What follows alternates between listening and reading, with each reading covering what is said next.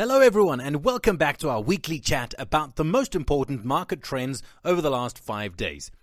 But before we start, I invite you to please go and as always subscribe to our channel if you haven't done yet, of course, and click on that bell to stay updated on all our new content. Hi, we are the Unger Academy, and we teach traders how to make money in the markets. Our founder, Andrea Unger, had been struggling with trading for years until he developed his automated trading method, which he used to become the only 4-time world trading champion. Subscribe to our channel for free tips and tricks. Okay, so what has happened in the markets over the last week?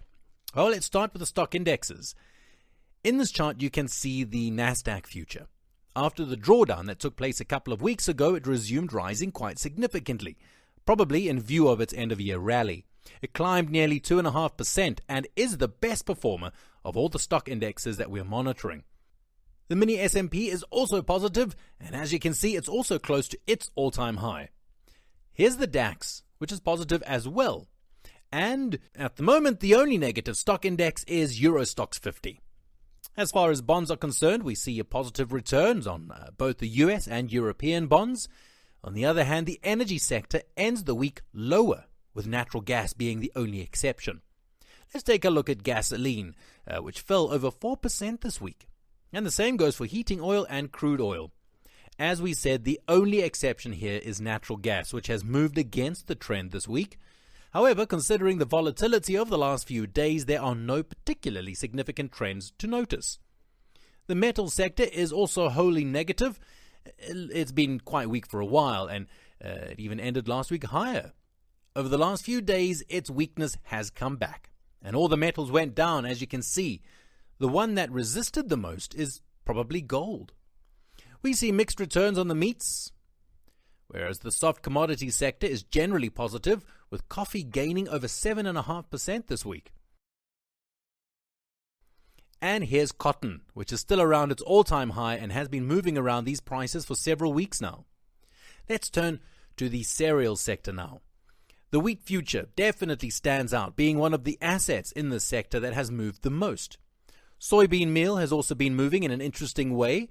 It increased significantly last week and has continued to rise this week, climbing about 2.8% over the last 5 days.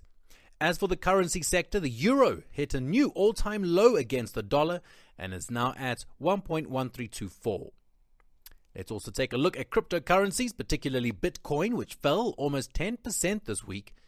At the moment, it's recovering slightly. However, it doesn't seem to be moving in a particularly powerful way.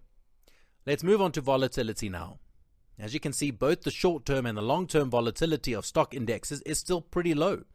And historical volatility, you see it, it's moving down as well. On the contrary, if we look at implied volatility, we can see that over the last 2 weeks, there has been an increase in long-term implied volatility.